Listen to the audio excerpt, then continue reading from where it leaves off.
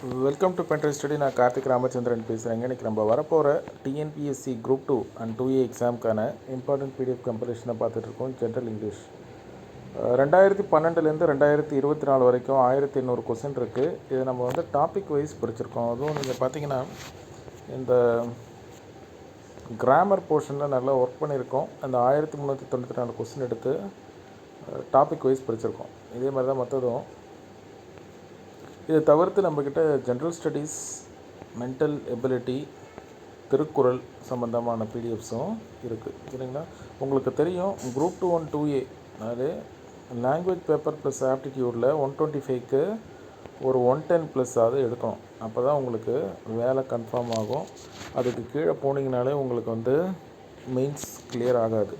ஏன்னா general studies, general science unit 8 unit 9ல் போடுற எஃபர்ட் வந்து இது உங்களுக்கு ஹெல்ப் பண்ணாது. இதில் 125க்கு 110 ப்ளஸ் எடுத்திங்கன்னா அதில் ஒரு 45 எடுத்திங்கன்னா கூட போதும், நீங்கள் ஈஸியாக மெயின்ஸ் கிளியர் பண்ணிட முடியும். சரிங்களாங்க? இப்போ உங்களுக்கு ஒரு டவுட் வரலாம், சிலபஸ் சேஞ்ச் பண்ணி கொஞ்ச நாள் தான் ஆகுது, ஒரு 5 கொஸ்டின் பேப்பர் தான் வந்திருக்கும், எப்படி இவ்வளோ கொஸ்டின் வந்துச்சுன்னா ப்ரீவியஸ் இயர் கொஸ்டின் நம்ம 2012 போகிறோம்.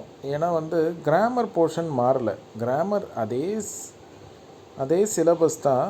பட் அவங்க நியூ புக்ஸில் போயம் அண்ட் ப்ரோஸ் எடுத்ததுனால நீங்கள் கன்ஃபியூஸ் ஆகலாம். அதெல்லாம் ஒன்றும் இல்லை. நீங்கள் வந்து ஏன்னா கிராமர் வந்து செட் ஆஃப் ரூல்ஸ் தான், வார்த்தைகள் மாறுமே தவிர ரூல்ஸ் என்றைக்குமே மாறாது.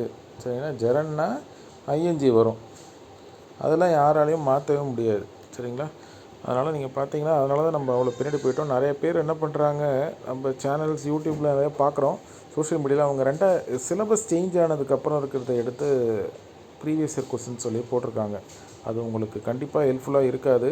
நீங்கள் வந்து 2012 பார்த்தா தான் உங்களுக்கு ஹெல்ப்ஃபுல்லாக இருக்கும். ஏன்னா கிராமர்னாலே நிறைய கன்ஃபியூஷன்ஸ் இருக்கும், அதில் நம்பர் ஆஃப் கொஸ்டின்ஸ் இருக்கிறது நல்லது. அப்போ தான் இன்னும் கிளாரிட்டி கிடைக்கும். அதே மாதிரி தான் அந்த பார்ட் பியில், பார்ட் சியில் இருக்கக்கூடிய biographies, British English to American English முன்னாடி பார்ட் பியில் இருந்தது, அதில் இருந்து ப்ரீவியஸ் இயர் கொஸ்டின்லாம் பார்க்கணும். சரிங்களாங்க? அதை நீங்கள் பாருங்கள், அப்போ தான் உங்களுக்கு புரியும். We will meet in next class. Thank you.